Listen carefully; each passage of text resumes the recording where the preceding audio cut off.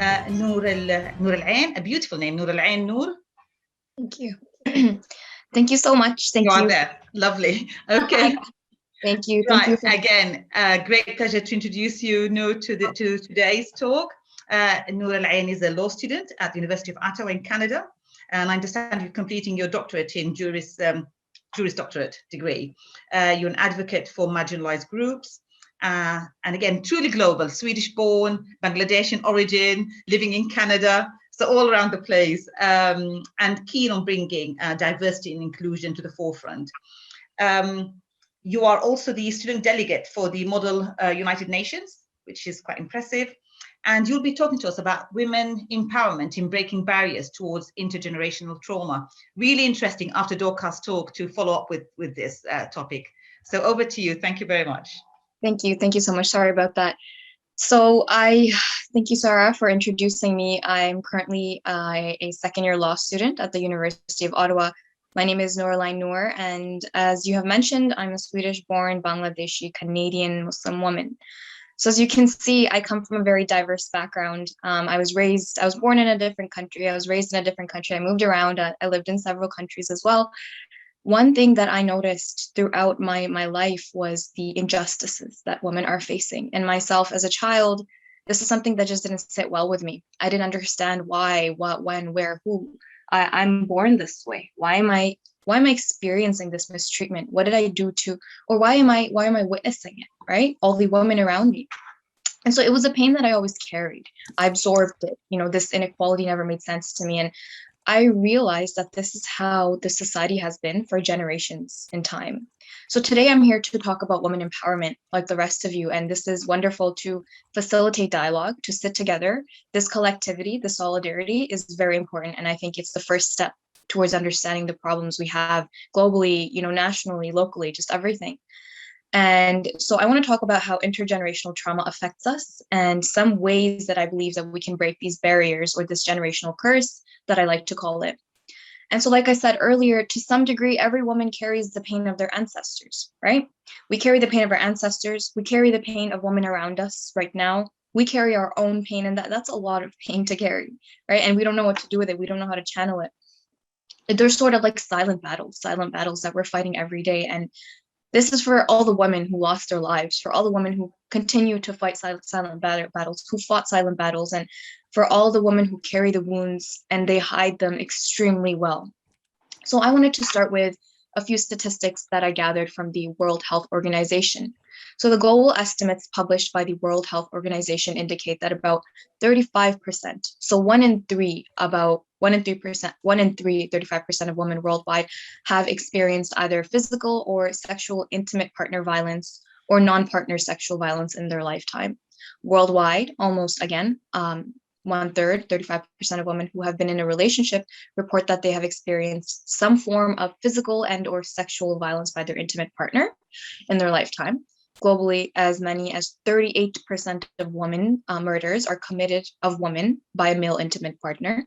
And children who grow up in these families where there's violence, they may suffer a range of behavioral and emotional disturbances. And these can also be associated with perpetrating they experience violence basically later on in their lives due to the abuse, due to the sort of neglect.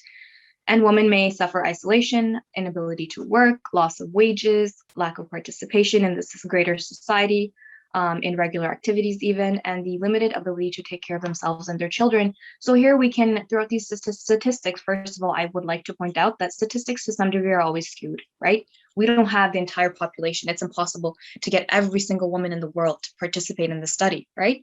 So there are very likely many more women who are experiencing these things. The second thing I wanted to mention was we have these women, but the children are also suffering, right? The children are essentially, they're stepping into this world and they're going through this intergenerational trauma, which I will mention later on when I get into the crux of my presentation. So I wanted to just quickly mention COVID and how last year around this time, our world came to a halt, right? So while we are sort of participating and facilitating dialogue, while we're sitting here and talking about these pertinent discussions today, I want us to think about what we can take away from these talks and how we want to step back into the post-COVID world, how we're going to do things differently. And that's something that I just want everyone to keep in the back of my mind. And now I will transition to my main point. What is intergenerational trauma? So according to Social Work Today, an organization that works on these matters, intergenerational trauma is essentially multiple generations of families transmitting the damage of trauma throughout the years, right? And so this is sort of a result of social and cultural conditions. So as I will be speaking from a viewpoint of a South Asian woman, because that's how I was raised. That's the lens through which I see the world. That's through the injustices that I've faced that are the closest to home, that I've witnessed, that I've seen around me. It's through a South Asian lens. And to some degree, it does apply to the larger female population. So essentially, intergenerational trauma, they're created by a prescribed ways of living. And these prescribed ways of living are given to us by society and by culture. And so it's sort of, I think of it as a gridlock of oppression. We're born, and we're born into this world where we have expectations left, right, center. From the moment we're born, what will you be when you grow up? Who will you marry? Why will you marry them? How will you marry them? What career will you pursue? Why will you pursue that career? What is your sole purpose? And so then we sort of were given this sort of expectation to live by. How will we explore our true authentic self? How will we create an identity for ourselves, right? So just going back to culture is beautiful, right? Culture is colorful, culture is celebratory, but culture also has its toxic components. If we look at it from a patriarchal point of view, right? Essentially, we're living in a man-centered world. And so that standard is tailored towards the man-centered world, and us women are having to abide by that, right? And so that's where the complications arise. That's where the limited sort of the barriers start to show up. And this, if you look at it from an intergenerational point of view, it's passed on. This is passed on, constantly passed on. And until we don't sit down and talk about this, until we don't sit down and sit together as women, the experiences we were going through, the experiences we've gone through, right? Professor Dorcas, you mentioned your experiences from a personal point of view, and then you added the academic information. You made a difference, you're making a difference. And you saying that is moving us, and it's inspiring us to make a difference. And that's an important aspect of facilitating dialogue when it comes to these things. So I wanted to go back to the concept of having a prescribed way of living, having these expectations. We're handed a rubric. Here you go, Noor. This is your rubric. Follow the rubric. If you fail to follow this rubric, you are an outcast. You will be belittled. You will be cornered and shamed, because this is the way you should be living. And if you don't live this way, then you're not doing it right. You know, something's wrong with you. You're deficient. But no, nothing is wrong with us if we choose not to follow this rubric that's created and shaped by other people, mostly by men, right? You know, I don't want to generalize, but it is essentially patriarchal structures. It's a man-centered world, right? And so that's what it is. This rubric has a list of what to do, what not to do, how to do it, how to fit into this perfectly shaped world for us. And the moment we stray, the moment we move away from this path, we become outliers, we become rebels. But in reality, we're channeling our true authentic selves. We're honoring our inner voice. In reality, we're being the change makers, and we're standing up for our female counterparts. So going back to this, you know, women are not commodities. Children are not commodities. We have willpower, we have human agency, and we should be able to live our lives. Of course, social and cultural norms are there for some sort of order. I'm a law student, right? And I see this, how the legal rights are there, the law is there, but women are so oppressed and trapped in the social and cultural toxic bind that they can't even access their legal rights. They can't even think about the fact that they have legal rights, because they're stuck in the social and cultural oppressive bind. Even familial, cultural, societal expectations are killing women. They're mentally, emotionally killing women. And to some degree, it's driving some women to suicide, suicidal ideation, actual legitimate suicide. And this is very explicit, but those women who commit suicide, the blood is on the society's hand. The blood is on the family's hand, because you fostered that unsafe environment. You fostered that judgmental environment. And so I wanted to move on towards the cycle of intergenerational trauma. Where does it begin? It begins from childhood. Our innocent children in this world, they're born, they have a naive outlook, and they know nothing. I remember being a child. I remember looking at these injustices and wondering why is this happening to the women around me? They don't deserve this, right? Why are they slaving away, doing domestic chores while their spouses are, you know, essentially, you know, there's no equality there. Is this how the world is supposed to work? No, it's not. And that's another reason why I also pursued law, because I wanted to make that difference. I wanted to use the power in a positive way to voice my concerns, which I believe I'm doing now, and I'm advocating for these marginalized groups. And so a young child, they begin to absorb this sort of intergenerational trauma, and they're fed these limited beliefs where, hey, you're a woman, you can only do such and such. Hey, you wanna settle down one day, you wanna have a family. Don't think too high. The sky's not the limit for you. So just make sure, you rethink if you want to do. And these are thoughts that are fed to us at a young age. Of course, granted, not every single family member, not every single parent is like this, but to some degree, this is a very common observation I have made. So the child begins to develop self-limiting beliefs. They start to categorize themselves as less than, right? They're almost convinced that I don't have human agency, I don't have free will. I will just do what these people are telling me. They're older than me. They know what's better for me. And so they grow into that environment. My elders did it the right way, that they know they have experience. And that starts to shape the way the child sees the world, the lens through which they view the world. And to some degree, that's wounded. The sky is the limit. Whether you are a man or a woman, the sky is the limit, whoever you are. And that is what we should be teaching our children. So then moving towards our teen years, right? You see this resistance. This is common. You see a teenager becoming a rebel, but why? Have you ever stopped to ask yourself that? Sure, that's a point where, immaturity is a little bit at its peak, but it's also because there's an identity crisis. We don't know who we are, because there's, on one hand, there's this prescribed way of living, this familial, societal, cultural expectation of us being a certain way. And on the other hand, there's our own identity that's beginning to form. Our inner voice is starting to develop, and it's clashing. It starts clashing. And truthfully, what happens is the older generations, they say, no, you're not supposed to be this way. You're supposed to do this. You're supposed to behave this way, right? You're a woman, and so this is where the resistance begins, the stage of resistance, I call it. And then we step into our adulthood. This is the point where we either choose to live according to that rubric handed to us. This is the point where we choose to either mold into this societal, familial, cultural expectation, or we begin to develop a strong inner voice. And this is extremely challenging because of systemic forces. This is a systemic problem, right?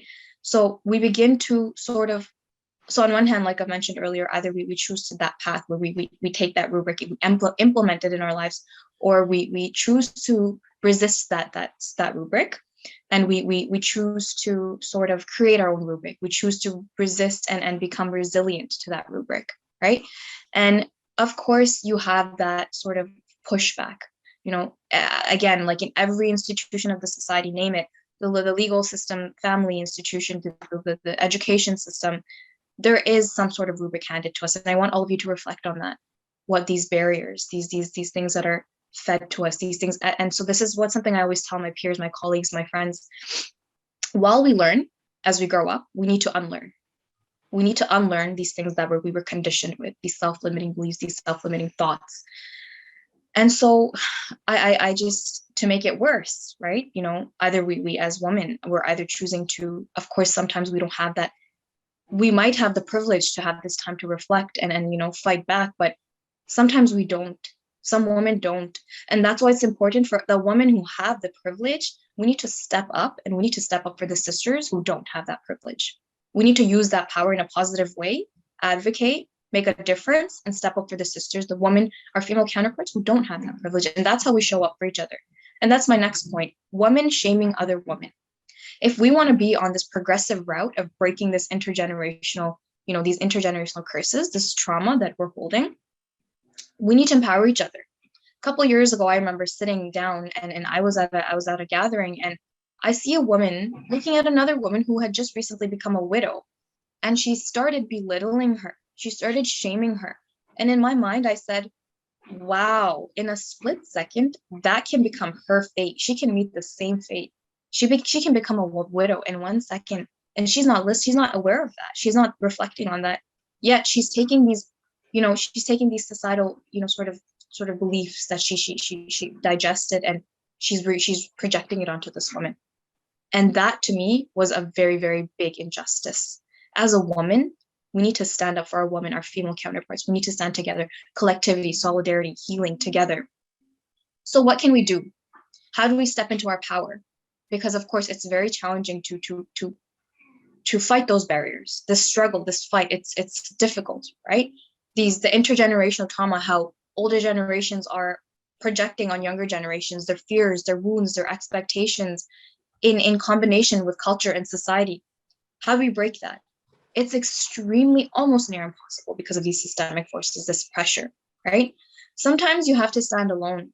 Sometimes you have to be standing on your own. You have to fight the good fight, and you have to battle those invisible and visible barriers. You might have to be the outcast, but there is nothing more liberating than owning your truth as a woman and stepping into your power, right? You also have to have awareness. You have to understand that these prescribed ways of living, they're handed down to us by generations. And the most disgusting thing I grew up hearing is, what will people say if you do this? Why do I care what people will say?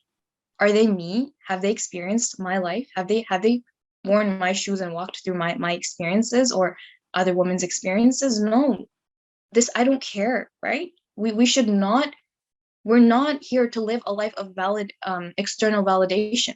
We're not here to live a life to impress other people. We're here to live a life to honor our inner voice, our authentic, genuine self. And we cannot do that unless we isolate ourselves from the societal, familial, cultural expectations, from that toxic bind of oppression, from that intergenerational trauma, which we must work if we have the privilege to date in and out to break those generational curses. Because I see women, the Gen Z generation, the younger generation, they're still suffering. I see it every day. They're struggling. And to me, this is appalling. At this point in time, there should be more progress. We need to break it. We need to break that generational curse.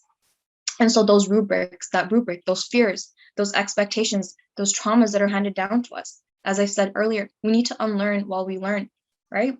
We need to do things differently. We need to battle the status quo. And this comes with awareness, like I've said. This comes with collectivity. This comes with facilitating dialogue. This comes with standing together with empowered women and making a difference, right? So we have to stand up for the women who need us as much as we need them. And again, this goes back to empowering each other, collective healing. We need to work on this journey, be on this journey together. So this is one of my favorite points when I talk about these things. Turning your pain into power and purpose. Take that negative energy and channel it into growth.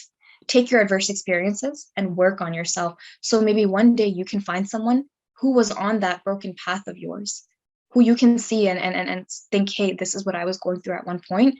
And you can provide them with your support and your guidance that you didn't have when you were experiencing these adverse experiences, these injustices. Take your pain and turn it into purpose. Use what you went through and help it find your calling. How do you want to see the world differently? How can you save another girl, another woman from going through the same thing? Turn that into your purpose. So I want all of you to reflect on what kind of rubric was provided to you. What do you, as a woman, what do you need to learn and unlearn? How are you going to reflect, and how will you step back into the post-COVID world? How can you make a change using your pain and your purpose? So I'll leave you with a quote that I live by and that I've always lived by. She needed a hero, so that's exactly what she became. Thank you for listening to me, and thank you for providing me with this safe space, this platform to share my experiences, my thoughts as a woman. As you know, I'm very honored, and I'm very blessed to have this opportunity. Thank you so much, and I hope you all have a great day. Thank you, Nurulayn. Thank you for a very heartfelt talk, and very sort of very challenge. It's the current challenge, isn't it? It is. I am Generation X, so it is the challenge. I really felt a lot of what you said. When I said earlier, just to explain to people who don't know Arabic, Nurulayn means light of the eyes. That's why I said it was a beautiful name, just to explain that. Really heartfelt, very powerful talk, and I liked how you sort of moved it, because when I was looking at the title of your talk earlier, intergenerational, transgenerational, I was thinking more like things like collectivity, the collective aspects, like slavery, intergenerational trauma, that sort of thing, Holocaust survivors, again, that intergenerational type of trauma. But I'm really impressed by how you brought it into actually a very current issue. It's very much individualistic, yet collective at the same time, felt by almost all generation. My question, though, if I may, is do you feel this is a diaspora challenge compared to someone who lives within their sort of within the same culture that their parents were? I'm just wondering, just a question really, because I think there is an aspect about second generations and third generations living in diaspora in the Western world compared to sort of people living in the country of origin. Right. And I just wonder, is it part of the identity issue related to that specifically, or would you say it happens even in countries of origin, if you don't mind? I would say it's quite a widespread problem. I don't think it's limited to one culture or one group. You've mentioned historical oppression. And to me, with the way I'm a sociology background, things start from colonialism, right? Colonial structures and how that oppression has made its way to today that shaped our society. And so every culture, every country, every group was impacted in one way or the other. So I don't particularly think it's like within one identity or one group. It's something that within the group, we can relate to each other. As a South Asian woman, I can sit down with another South Asian woman and I can listen to her story and I can say, hey, I've seen this growing up, right? I've seen this around me. So that's when I said, like, I'm looking at it from a South Asian lens because that's the lens that I can relate to personally. I think to some degree, every woman can relate to what I have to say. Because like I've said, we have our ancestors, they have their pain, and then the women around us have their pain, we have our pain. And if we stand together and we join forces and, right, narrating our stories, empowering each other. And one thing I forgot to mention in my presentation, my mantra is I rise by lifting others around me, right? And this is something we need to embed in our core, something we need to absorb, because again, woman shaming is not right. And so I think it's a widespread, it's something we have to work together. And this international conference is providing us the excellent opportunity to do so, which is why I'm very also thankful yet again. And it resonates with me, really, this women shaming. I think it's one of the hardest conflicts, isn't it? When you don't get that empowerment through womanhood generally and that support. Really interesting. I've got a comment here. Ishraka, do you want to say it out loud, or would Ishraka? If you want to unmute your microphone, I'll read it out. She's saying, a very enlightened talk, Nurulayn. Indeed, we need to lend our strength to empower our sisters, grassroots, ordinary women, mothers, sisters, widows, and oppressed women, challenging and empowering. And it's a very empowering talk. One of the other things I was thinking about, just that you mentioned there, is the healing aspect of things. How do we sort of move on from here? How do we manage to sort that? How do we deal with the trauma? How do we break the cycle, if you like? And it's about having these conversations, isn't it? So breaking the trauma, it's a tricky one, right? Because some women are so binded in the oppression, they don't even see beyond it, and they don't have the opportunity to, right? I empathize with my sisters. I empathize with the women out there, because as much as I can say all this stuff, things are easier said than done. To break those barriers, to fight back. If you're standing against 10 people, how are you going to do that? People will look, if there's a situation, and this is not a generalization, this is something I've noticed patterns growing up. If there's a woman and there's a man, and there's a group of people, they would most likely be drawn towards the man's perspective, right? What is wrong with the woman? What's wrong with her? Why is she doing this? But a lot of the times I've noticed that the woman, like, you're not hearing her. Hear her out. Hear her story out, right? Hear her side out, right? So it starts with awareness. My thing is start understanding that the society and the culture, familial expectations, they sort of shape this world for you. It starts with honoring that and paralleling it with your inner voice. Are you feeling this discomfort? Are you feeling this resistance? If someone's telling you to do something and you're not okay with it, it's because your inner voice is telling you you're not. So think about it, reflect on it. Again, a lot of people don't have the privilege to do this, which is why it goes back to the women who have the privilege, do it and help the women who don't. This is how we rise together. Healing comes in several, aspects. It's in a way, it's personal. For me, I'm a faith-based person. It's praying, right? Sort of disconnecting from the world, and that's one of the ways I cope with injustices, with things that are going around me, seeing things.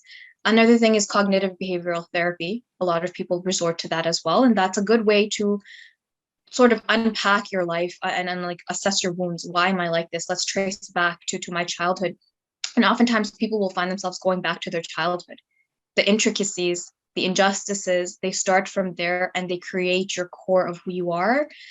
And that's why we have so many wounded adults, because it's a vicious cycle. Intergenerational trauma is a vicious cycle of children being born into this world, having those expectations, having those fears and expectations, opinions projected on them, and taking that, and they have children and the cycle continues, right? So there's healing in that aspect. And another very strong, powerful form of healing is us women standing together, empowering each other, empathizing with each other, saying, hey, I hear you. I'm sorry you went through that. You shouldn't have gone through that, right? If we don't have a safe space, we're never going to be able to do that. And that's the woman shaming I was discussing. So that's why these facilitating dialogue, having these, having close relationships with certain women, or not even close relationships, sit down with them and empathize. Hey, I'm here. You don't have to be a counselor. You don't have to be anything in the professional, industry. You just have to be a good human being. You have to have open eyes, open ears, and open heart. And that's exactly, these are not structured, rigid ways, right, to heal, but collectively with everything I mentioned, I feel like we can make an impact. An individual can make an impact. Well said. And this is the theme, isn't it? It's about empowering each other, empowering sisters. It's always unfortunate when culture is not celebrated, but used to drag people back, rather than sort of be used to sort of find the best of that culture. And how do we sort of bring it to the fore? You have a beautiful comment here from Dorcas. We have some work in acknowledging third culture generation. Noor represents the best of her generation. Bravo. Thank you, Noor, for touching on the notion of women as agents of violence. We have so much work to do. And that's a lovely comment. I appreciate that. Thank you so much. Thank you. Thank you very much, Nurulayn.